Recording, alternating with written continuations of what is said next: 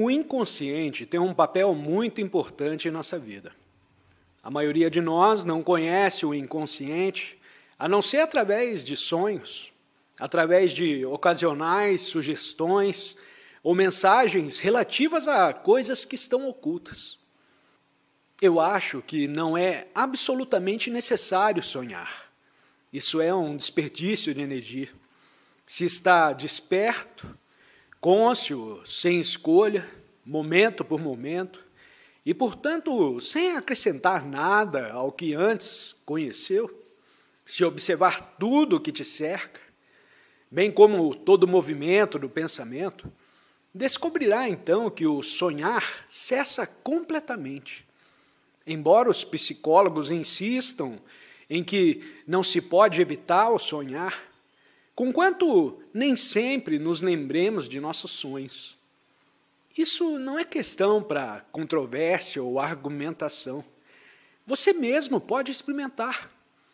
Se não está semi-adormecido durante o dia, porém completamente desperto, observando tudo o que se passa ao redor e dentro de você, cada movimento de pensamento, cada sentimento, cada reação, descobrirá então que, quando dorme, não sonha.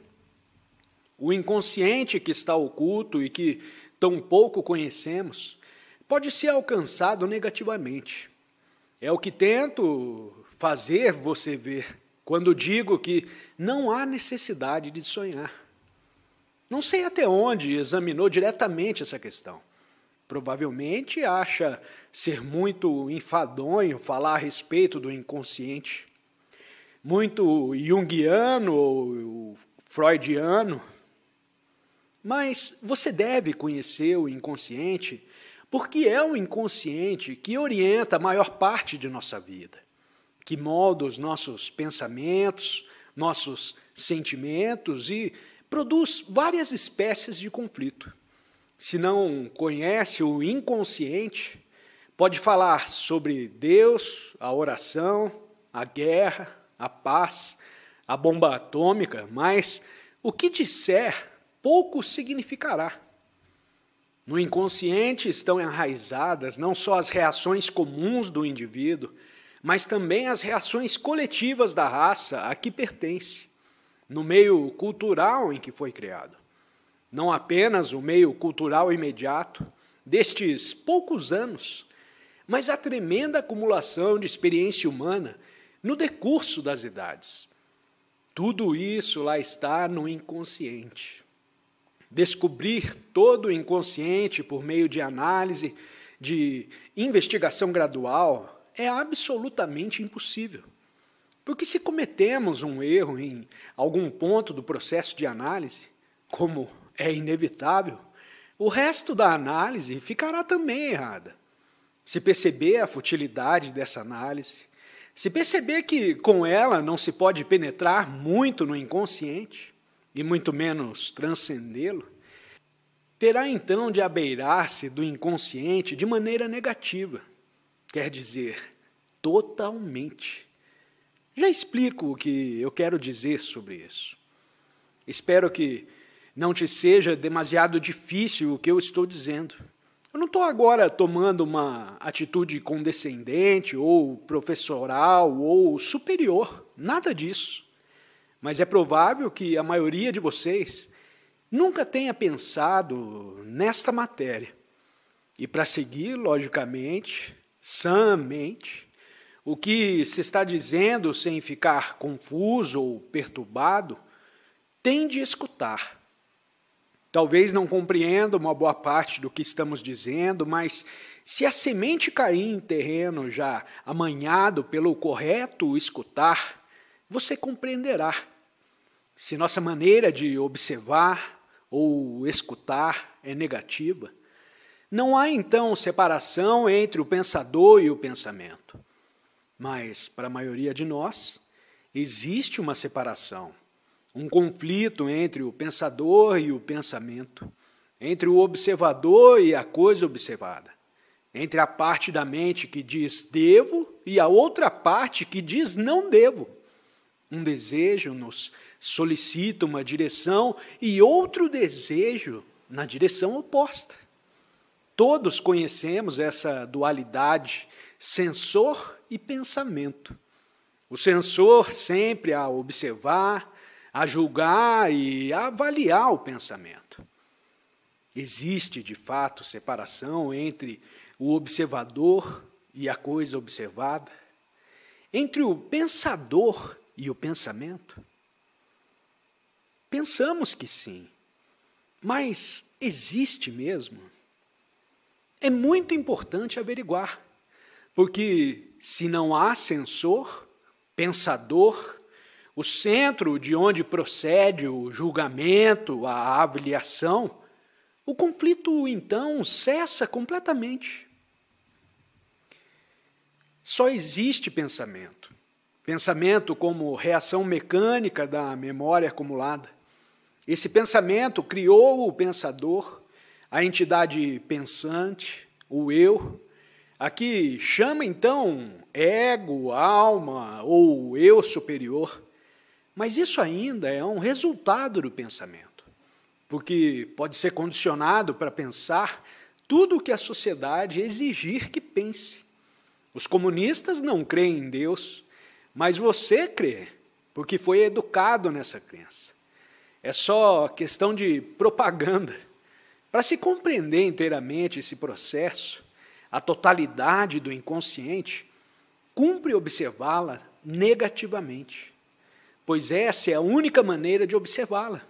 Porquanto toda observação positiva do inconsciente produz a divisão entre o observador e a coisa observada. Não sei se já notou que, no momento em que se vê algo sem o pensamento, não há observador, só há a observação. Quando olha para uma nuvem sem suas lembranças acumuladas, relativas às nuvens, está observando. Da mesma maneira, temos de observar o inconsciente. E quando observa assim, negativamente, existe inconsciente?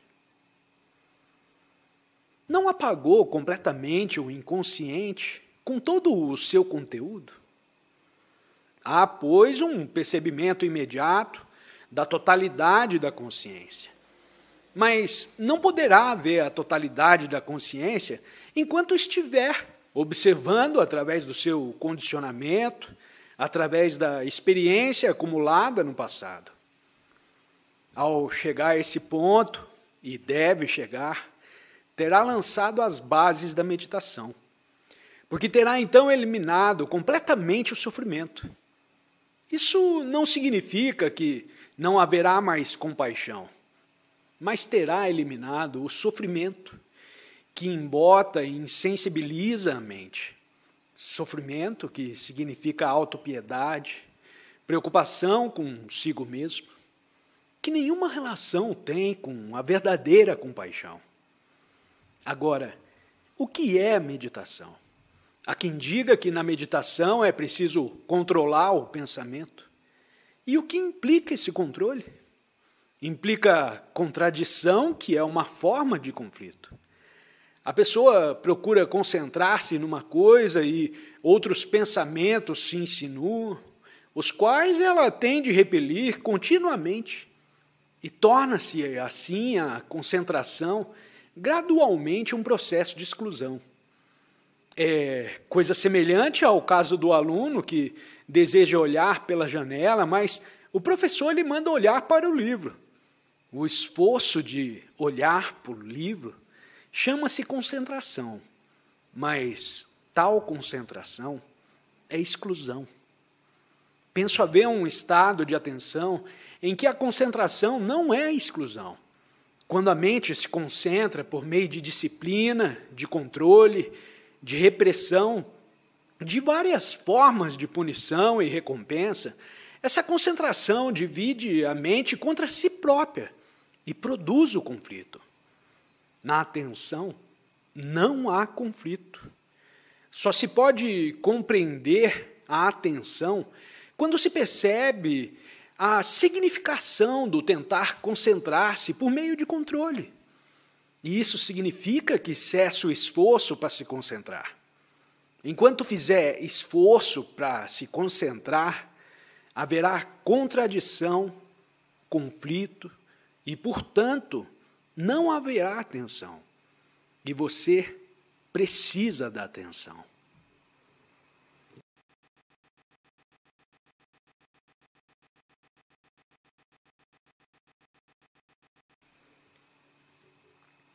A meditação não é prece. A prece implica súplica, rogo, e isso é extremamente infantil. Você só reza quando se vê em dificuldades. Um homem feliz não reza. Só reza o homem que sofre, o homem que deseja algo ou que tem medo de perder algo. E a contemplação, conforme praticada pelos ocidentais, essa também não é meditação. Note, por favor, que empreguei a palavra ocidentais apenas como meio de comunicação. Para mim, não há divisão entre Oriente e Ocidente, e tal divisão é absurdamente nacionalista e perniciosa. O que, em geral, se chama contemplação subentende um centro de onde contemplar. Significa pôr-se num estado adequado para receber, aceitar. E isso, mais uma vez, não é meditação. Para lançar as bases da meditação, a pessoa tem de compreender tudo isso, para que não haja medo, nem aflição, nem motivo, nem esforço de espécie alguma.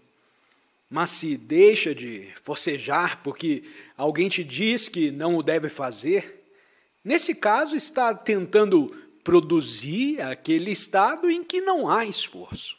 E esse estado não pode ser produzido. Você tem de compreender toda a estrutura do esforço, porque só então terá lançado as bases da meditação. Essa base não é fragmentária, não é uma coisa que se constrói gradualmente com o pensamento, com o desejo de êxito, de realização, ou com a esperança de experimentar algo mais amplo e superior. Tudo isso tem de cessar. E lançada essa base, o cérebro se torna então completamente quieto. Já não está reagindo a qualquer espécie de influência ou sugestão. Já cessou de ter visões e já não está enredado no passado ou por ele condicionado. Esse estado de quietude é absolutamente essencial. O cérebro é o resultado de séculos de tempo. É o resultado biológico, zoológico, da influência da cultura, de toda a estrutura psicológica da sociedade. E é só quando o cérebro está quieto, completamente imóvel, porém vivo e não amortecido pela disciplina, pelo controle e pela repressão, é só então que a mente pode começar a operar. Mas essa absoluta quietude do cérebro não é um estado que se pode produzir. Ela nasce natural e facilmente, uma vez lançada a base, quando já não existe a divisão de pensador e pensamento. Tudo isso constitui parte da meditação. A meditação não se encontra no fim. Lançar a base é ficar livre do medo, da aflição, do esforço, da inveja, da avidez e da ambição. Livre de toda a estrutura psicológica da sociedade. Quando, graças ao autoconhecimento, o cérebro já não é uma máquina acumuladora e ele está quieto, tranquilo e silencioso. Deve alcançar esse estado de silêncio, porque, do contrário, não será realmente uma pessoa religiosa. Estará apenas brincando com coisas que nada significam. Você pode se intitular cristão, hinduísta, budista ou o que quer que seja, mas essas palavras são mero resultado de propaganda e não têm nenhum valor para o homem verdadeiramente religioso. mas quando há aquele estado de silêncio, torna-se então existente aquela inefável imensidade. Não há mais aceitação nem rejeição, não há entidade que experimenta a imensidade, não há experimentador, e essa é a parte mais maravilhosa da coisa. Só há aquele movimento imenso, atemporal, e se chegar até aí, verá que existe criação. Talvez vocês desejem fazer algumas perguntas. Pergunta: qual a finalidade da vida do homem nesse planeta? Resposta: não sei porque queremos uma finalidade. O viver em si não é uma finalidade. Mas nossa vida é tão desprezível, tão mesquinha, tão feia, tão medíocre. Ela é um campo de batalha e, por isso, desejamos uma finalidade superior. Algo a que possamos dedicá-la. Um ideal, uma utopia, um céu maravilhoso. Se conseguisse se libertar de toda essa agitação, eu gostaria de saber se ainda perguntaria qual é a finalidade da vida. Eu acho que não o perguntaria, porque então viveria uma vida de plenitude, de riqueza, e não uma vida de sofrimento, angústia e confusão. É por nos vermos confusos que desejamos claridade. Mas não descobrimos um meio de nos libertarmos da confusão. Desejamos algo além e assim nos vemos de novo empenhados na batalha dualista do que é e do que deveria ser. Eu diria que a vida é sem finalidade. Mas isso não significa que deva aceitar a vida ignóbil que agora está vivendo. Pelo contrário, deve romper através dela, destruir completamente a estrutura psicológica da sociedade. Descobrirá então por você mesmo que coisa extraordinária é a vida. Pergunta: disse que o pensador e o pensamento são uma só unidade. Você poderia explicar isso aí um pouco melhor? Resposta: o que é o pensamento? Pensamento é a reação da memória. Eu te pergunto onde você mora e a sua reação é imediata, porque se trata de algo com o que está bem familiarizado. O processo de pensar é instantâneo, como o funcionamento de um computador, do cérebro eletrônico. Mas se faz uma pergunta mais difícil, há um intervalo de tempo, uma demora entre a pergunta e a resposta, entre o desafio e a reação. Nesse intervalo de tempo, o pensamento está funcionando. A memória começa a pesquisar, a buscar em si mesma a resposta, e passa algum tempo, e vem a resposta. Se te fazem, então, uma pergunta ainda mais difícil, você diz que não sabe. Mas quando diz isso, deseja saber. Espera achar a resposta e, assim, vai consultar uma enciclopédia ou alguém. O não sei é apenas temporário. Mas há um não sei, um estado de não saber, de significado completamente diferente. Até agora existiram sempre o pensador e o pensamento. Você diz, não sei, mas em verdade está esperando saber. Quando afinal sabe, o que veio a saber será acrescentado aos conhecimentos que já acumulou e estará apto a responder prontamente na próxima vez que te fizerem a mesma pergunta. Assim, o seu não sei é realmente um processo de acumulação. Porém, há um não sei que é completamente diferente, no qual não há um pensador nem acumulação de pensamento. Trata-se de um fato. Você não sabe. E, para a maioria de nós, esse estado de não saber é um tanto quanto assustador. Realmente, Nunca dizemos não sei. Há sempre essa vaidade de saber, o sentimento de superior, inferior e etc. Mas quando dizemos não sei, sem nenhuma tendência para desejar ou esperar saber, não há então pensador nem pensamento. Esse é um estado de completa negação. Nesse estado de negação, pode-se olhar negativamente o inconsciente, o total conteúdo da consciência.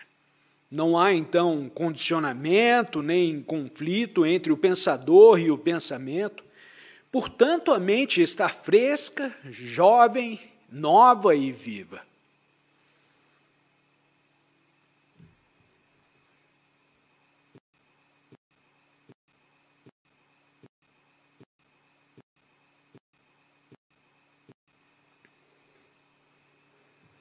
Quando se chega a perceber que a mera verbalização é estática, que caminho seguir daí por diante?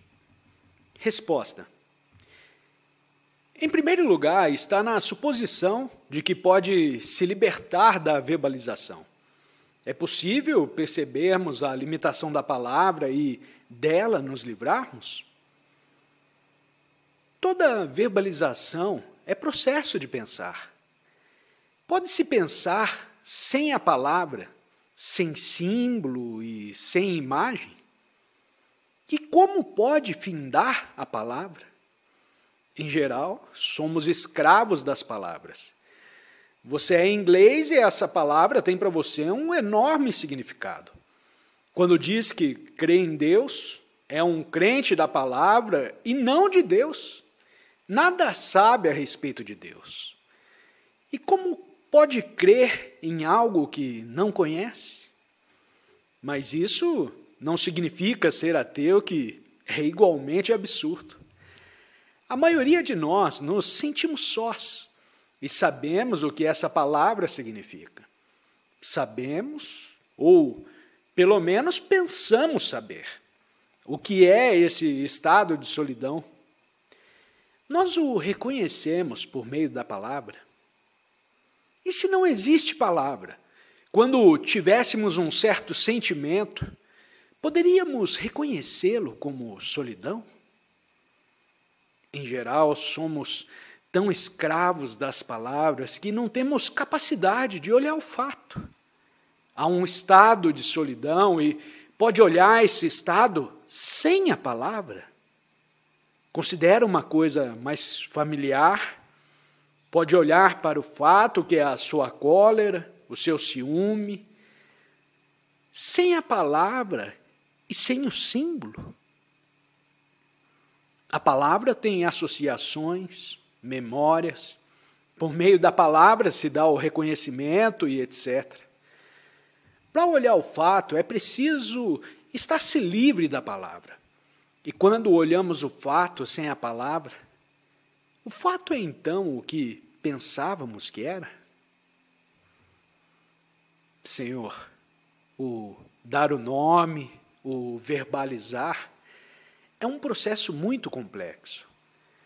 Quando compreende que a palavra não é a coisa, está então em contato com a coisa, não por meio da palavra, mas direta e vitalmente. E o que acontece então? Vamos considerar o ciúme. Ao perceber que está experimentando um certo sentimento, você o reconhece por meio da palavra, ciúme. Já teve antes esse sentimento e a memória do sentimento que denominou ciúme emerge todas as vezes que o sentimento volta. E então você diz, eu estou com ciúme. Portanto, nunca olhe o fato, porém apenas reconhece o que pensa ser o fato. Ora, o que acontece quando olha o sentimento sem a palavra ciúme? Enquanto passar pelo processo de reconhecimento, que é o olhar para a coisa nova, traduzindo-a nos termos do que antes existiu, é inevitável o conflito. Portanto, não há renovação, não há nada novo. Isso é um fato psicológico. Se penetrar fundo em você mesmo, verá tudo isso num clarão. Não precisa escutar a mim ou a outro qualquer. Ao lançar fora a carga das palavras, ao se libertar de toda essa estrutura de símbolos, ideias, para olhar diretamente a coisa em si, encontrará rejuvenescimento e frescor. E algo totalmente novo acontece. Mas veja, quanto é difícil a um cristão abandonar o símbolo da cruz, ou a você abandonar a palavra em inglês. E deve abandonar o símbolo, deve se libertar da palavra. Deve se libertar da palavra Deus a fim de descobrir o que realmente é. Pergunta: pode-se perceber interiormente a verdade do que está dizendo, mas nós temos de viver no mundo exterior, e a grande dificuldade é a aplicação dessas coisas. Resposta: não há explicação, porquanto não há contradição. O mundo exterior e o mundo interior não são duas coisas separadas. O mundo exterior é mecânico e a ele devemos aplicar o processo mecânico do pensamento. O dar nome, que implica todo o processo de acumulação de conhecimento, é realmente pernicioso. Isso não significa que não deva ter o conhecimento mecânico, porque, do contrário, não saberia onde ir daqui a um minuto. O conhecimento ou a experiência se torna prejudicial quando só há reconhecimento nessa base. Só quando cessa o processo de reconhecimento, há observação. E dessa observação resulta um movimento vital. Pergunta: como prolongar a tranquilidade da mente? Resposta: quer me parecer que entendeu tudo errado. Gosta do estado de tranquilidade e, por isso, deseja que continue. Mas o que continua não é a tranquilidade, porque sua lembrança da coisa que foi. Porém, a sua lembrança da coisa que foi. A tranquilidade ou o silêncio não tem continuidade. Se alguma vez alcançar esse silêncio, mas não o alcançará se não se lançar à base correta, nunca mais fará essa pergunta. Nunca mais. Naquele silêncio não há tempo, não há continuidade, não há ideia de perpetuar algo já experimentado. O amor não tem continuidade, não é assim? Se tem continuidade, já não é amor. Você não percebe a beleza disso, infelizmente. Pergunta: você disse que a vida é ignóbil. É bom supor que a vida é desprezível? Resposta: eu não suponho isso. Não o tenho como coisa admissível. Eu vejo o sofrimento, o medo, a ansiedade, a culpa. Vejo os insultos, as tabernas, o beber, o fumar. Mas não quero dizer que essas coisas são certas ou erradas. Vejo a rotina da vida. Ir para o emprego todos os dias, um tédio imenso. Se não o quiser chamar desprezível, você pode dar o nome que quiser. Mas o fato é esse. Empreguei a palavra ignóbil apenas para descrever o que está ocorrendo. E não devemos nós, como pessoas inteligentes, nos libertar de tudo isso? Você já tentou morrer para o hábito de fumar? Não digo lutar contra ele com a razão, lhe procurar algum substituto, mas passar pelo tormento de resistir a algo que te dá prazer, porém, simplesmente deixá-lo cair? Pergunta: depois de nos esvaziarmos do eu, o que há para preencher a mente? Resposta: Como eu posso te responder? Primeiro, trate de esvaziar a mente e depois você descobrirá o que há. Não só você pessoalmente, Senhor, mas todos vocês. Essa é uma questão de interesse geral. Tememos o vazio e desejamos preenchê-lo. Temos medo de nossa esgotante solidão e procuramos fugir dela. É o fugir que gera o medo. Mas o fugir nos põe ativos e, por isso, quando fugimos, pensamos que estamos sendo muito positivos. Quando tiver compreendido essa solidão, depois de atravessá-la e ultrapassá-la, descobrirá por você mesmo o que há quando o eu já não existe. Mas, como em tudo mais, Senhor, deve começar pelo vazio. A taça só é útil quando está vazia. Mas para compreender esse vazio, é preciso atravessá-lo num clarão, por assim dizer, e lançar a base correta. Então você saberá. Nunca mais perguntará o que há além daquele vazio. Pergunta. Então, por certo, o significado da vida é esse. A taça deve ser útil? Resposta. A taça só pode ser útil quando vazia. Você pode então enchê-la com o que gosta. Mas se sua taça já está cheia, cheia de sofrimento, aflição e conflito, que utilidade ela tem? Senhor, que utilidade tem nossa vida, tal como é? Competição, guerras, conflitos, divisão entre Oriente e Ocidente, entre esta e aquela religião. Que utilidade tem isso? Pergunta. Não me entendeu bem, dizendo que a taça deve ser útil. Eu quis dizer que a finalidade da vida é cumprir a vontade de Deus.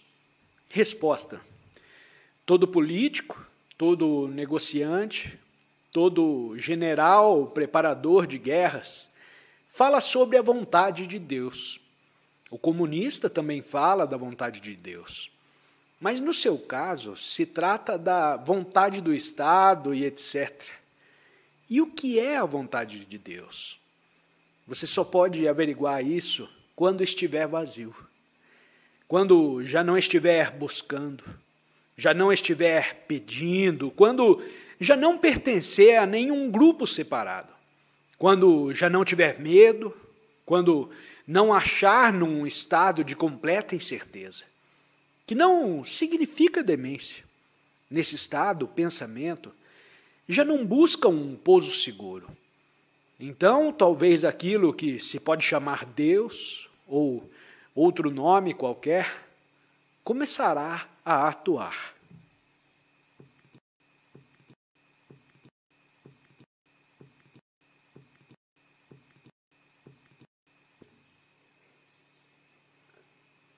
Fazer a pergunta correta não é fácil, mas justamente quando faz uma pergunta correta e sabe considerá-la devidamente, já tem a resposta.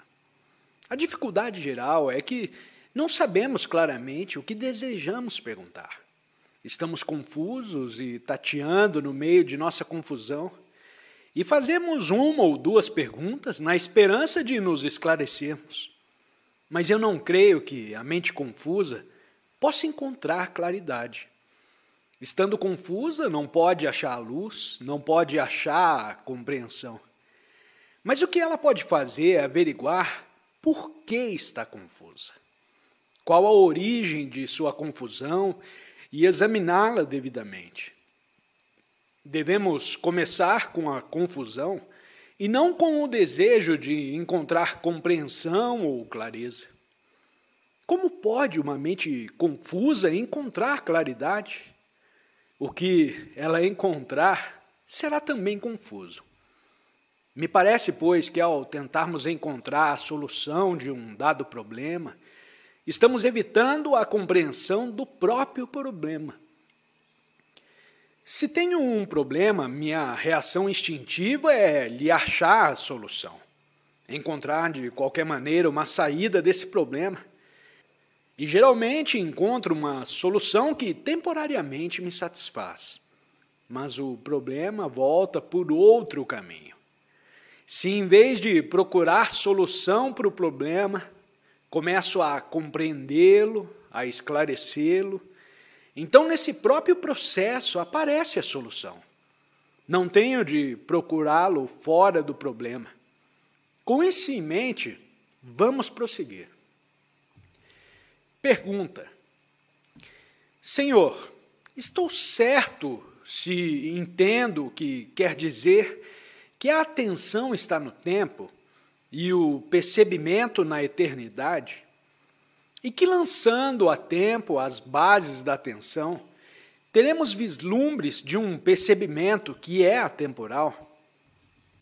Resposta: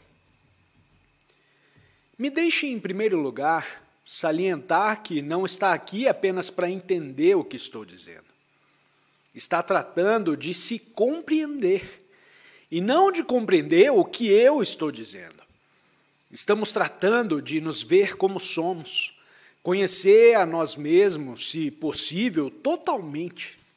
Estamos tratando de compreender essa entidade sobremodo complexa que é cada um de nós, com todas as suas sutis variações, conflitos, ânsias e compulsões. Disse eu que, para nos compreendermos completamente, torna-se necessário um certo percebimento, o percebimento individual de como somos. E não podemos ter essa percepção se condenamos ou justificamos o que vemos em nós. Ora, isso é bastante simples. Se condeno a mim próprio, não há compreensão. Não percebo o significado daquilo que vejo. Condeno-o apenas. Se condeno uma pessoa ou a comparo com outra, eu não a compreendo. Assim, para compreendermos a nós mesmos, por nobres ou ignóbeis, sensíveis ou insensíveis que sejamos, requer-se percebimento. Esse percebimento implica que não deve haver justificação, nem condenação, nem comparação. Justificação, condenação e comparação estão dentro da esfera do tempo. São ditadas pelo nosso condicionamento. Olhamos as coisas como ingleses, hindus, cristãos ou comunistas. Nossa observação e nosso pensar estão condicionados pelas influências culturais e educativas de nosso ambiente. E se não estamos cônscios desse condicionamento, não podemos ver o que é, não podemos ver o fato. Isto sim é bastante simples, não acha? Não é algo que está tentando aprender de mim.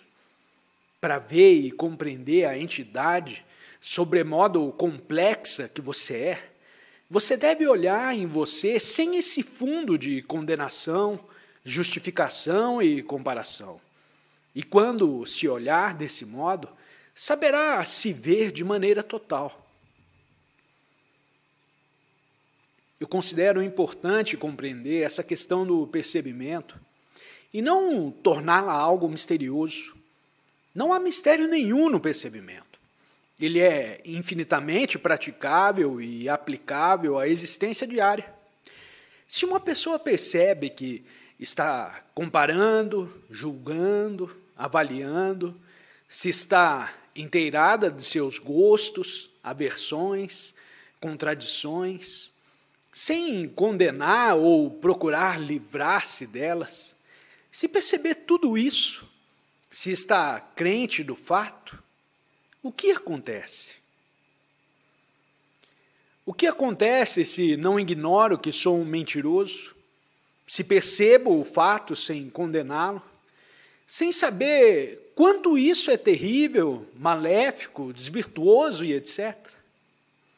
Se sabe realmente que mente, o que acontece?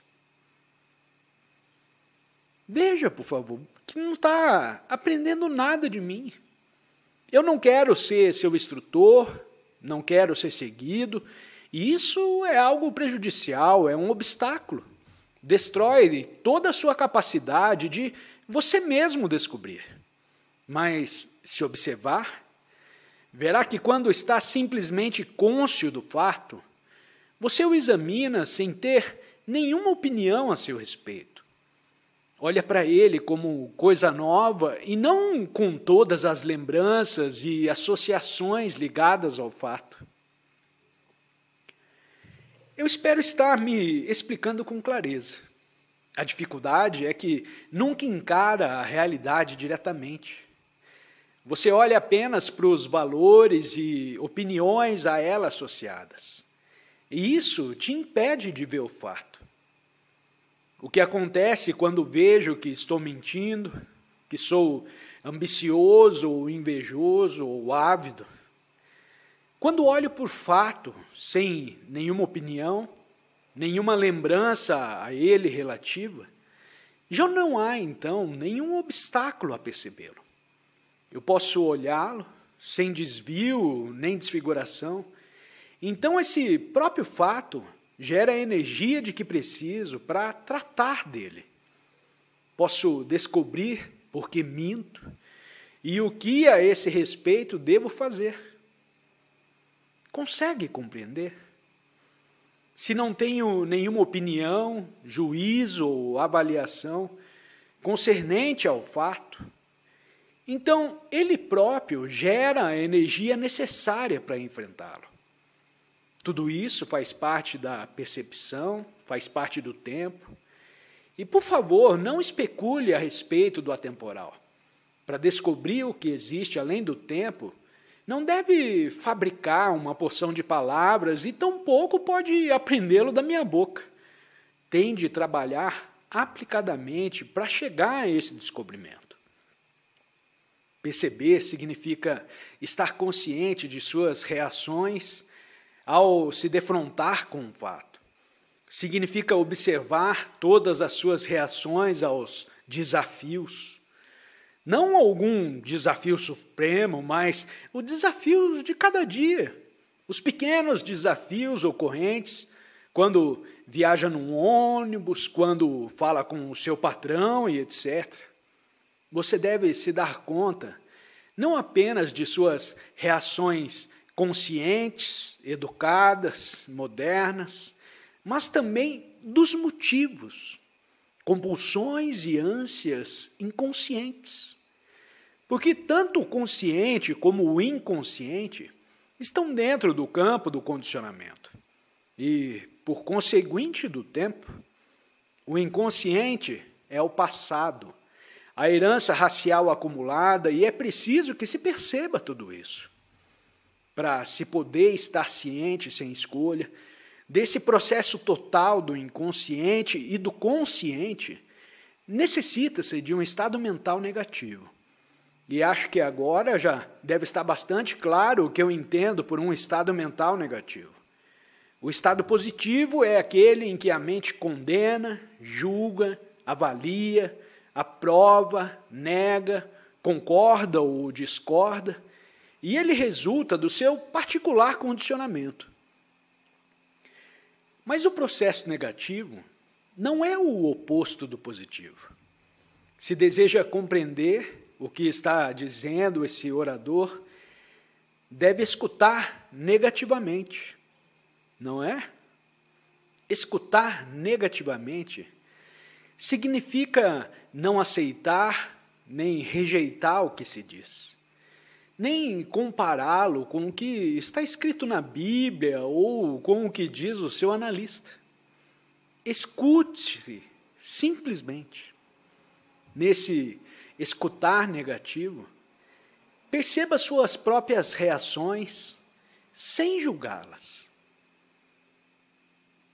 Por conseguinte, começa a se compreender e não simplesmente o que o orador está dizendo. O que o orador diz é apenas um espelho em que você se olha. Esse percebimento implica atenção, não acha? E no estado de atenção, não há esforço de concentração. No momento em que diz, preciso me concentrar, você cria o conflito, porque concentração envolve contradição. Você deseja se concentrar em alguma coisa e o seu pensamento foge. Você procura fazê-lo voltar e fica continuamente empenhado nessa batalha. Enquanto se desenrola a batalha, não está escutando. Se aprofundar isso, acho que descobrirá que os dizeres do orador exprimem a verdade. Não é uma coisa aplicável a você mesmo só porque ouviu alguém dizer algo sobre ela.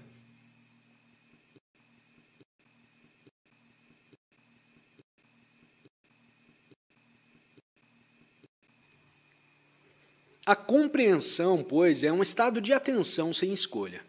E sem esse percebimento, essa atenção, nenhum significado tem o falar acerca do que está além, o atemporal e etc. Isso é pura especulação. É o mesmo que ficar sentado ao pé do monte a perguntar o que há do outro lado dele. Para descobrir o que há, você terá de galgar um monte. Mas ninguém deseja galgar o monte. Pelo menos poucos o desejam. Em geral, nos satisfazemos com explicações, conceitos, ideias e símbolos. Procuramos compreender apenas verbalmente o que é atenção, o que é percebimento, mas essa compreensão de si mesmo é tarefa verdadeiramente penosa. Não estou empregando a palavra penosa no sentido de conflito ou esforço para alcançar algo. É preciso estar verdadeiramente interessado em tudo isso. Se não está interessado, muito bem, não precisamos mais falar nisso. Mas se está interessado, verá o quanto é difícil compreender a si próprio totalmente. Todos os problemas humanos se originam desse centro extraordinariamente complexo e vivo que é o eu. E o homem que deseja descobrir os sutis movimentos desse eu tem de estar negativamente cônscio, observando sem escolher. Todo esforço para ver, toda espécie de compulsão, desfigura o que se vê e, portanto, nada vemos. Pergunta: o que quer dizer ao afirmar que uma pessoa, para se libertar do sofrimento, deve destruir totalmente a memória? Pedi recentemente minha esposa e, no momento de morrer, ela disse: a morte é a centelha da vida. Como poderei esquecer isso? Resposta: vejamos se poderemos considerar isso como fato e não como um assunto pessoal. Todos temos tido mortes na família ou temos visto a morte passar por nossa porta. Aqui, o corpo sem vida é colocado num ataúde e coberto de flores. Depois o transportam para o cemitério num coche fúnebre, com um longo acompanhamento de automóveis. No Oriente, ele é transportado nu sob um lençol e cremado no lugar mais adequado. E como enfrentar sem sofrimento essa coisa extraordinária que se chama a morte? Esse é o primeiro ponto.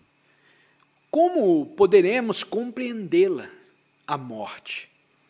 Estamos envelhecendo e ela virá para todos nós. Como deverei enfrentá-la? Já tenho visto, já aconteceu morrerem pessoas de minha família, mas nada sei a respeito dela. Meu filho morreu e eu o pranteio, vejo-me sozinho, torturado, me sentindo infeliz e procuro fugir. Quero ser confortado. No desejo de consolação, a mente encontra uma saída fácil: a crença na vida após a morte, na reencarnação, na ressurreição. Tudo isso são fugas do fato que é a morte. A morte parece ser o fim absoluto de tudo o que tem experienciado. Todas as conversas, experiências, relações que tive, os prazeres e lembranças que tenho armazenados. E há as derradeiras palavras, a perda do companheiro, a agonia da solidão e da separação.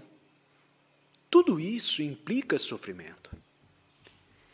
E como posso compreender a morte enquanto vivo?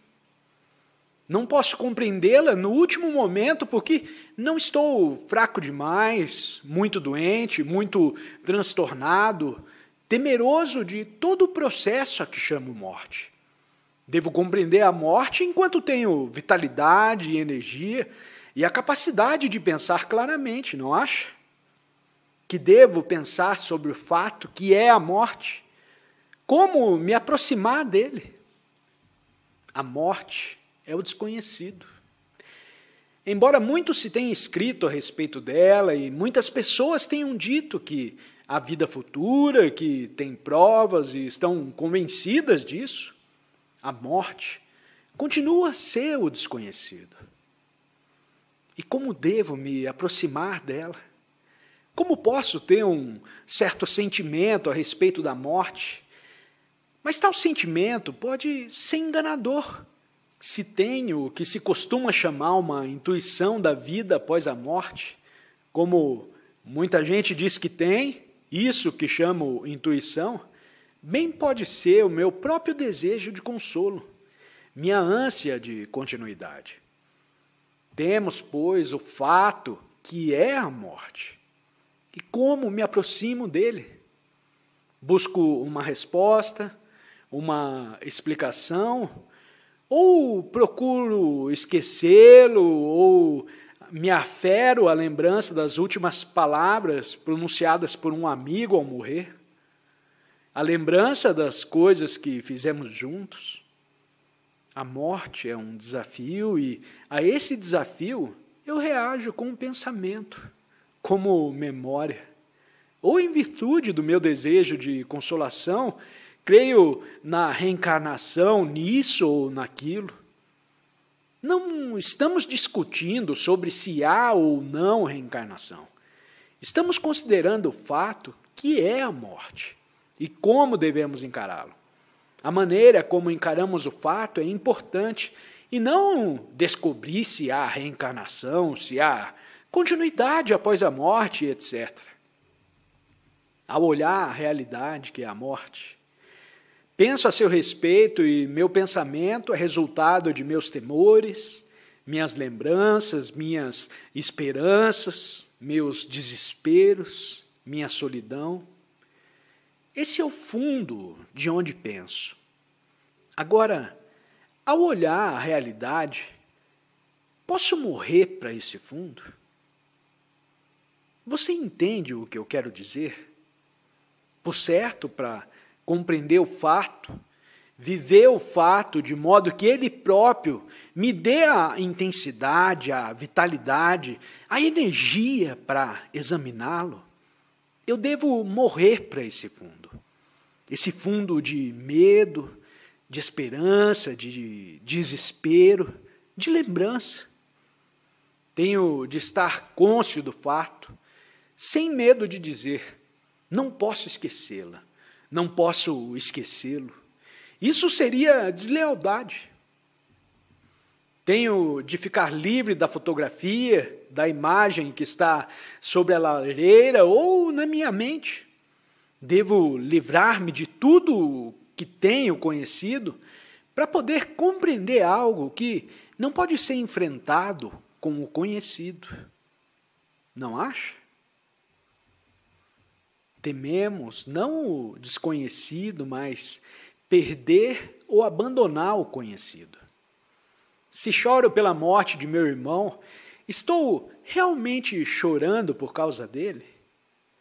Ou estou apenas interessado em minha solidão, em meu vazio, em minha ansiedade, por ter agora de viver sozinho nesse mundo medonho e desolado? Não é isso o que tanto me perturba? E não o desconhecido? Esse vem muito mais tarde. Assim posso abandonar completamente o conhecido, abandonar a lembrança agradável, a lembrança das coisas que junto fizemos. morrer simplesmente, sem exigência alguma, sem motivo nenhum. Porque se a abandono com um motivo, continuo na esfera do conhecido.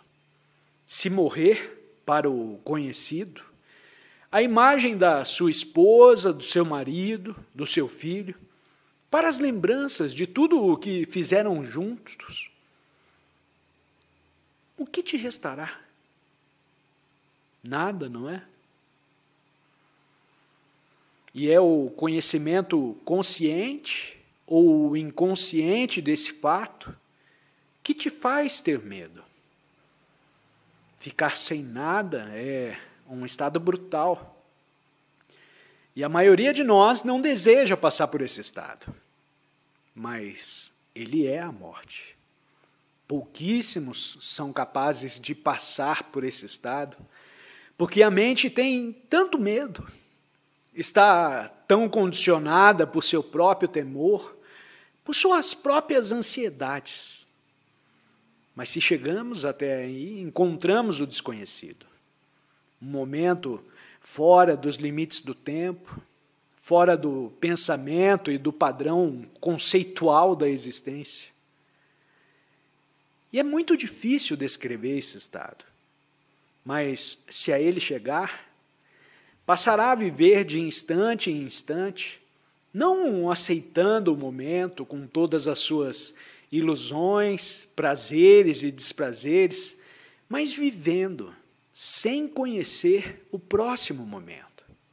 Portanto, com uma extraordinária visão da imensidade.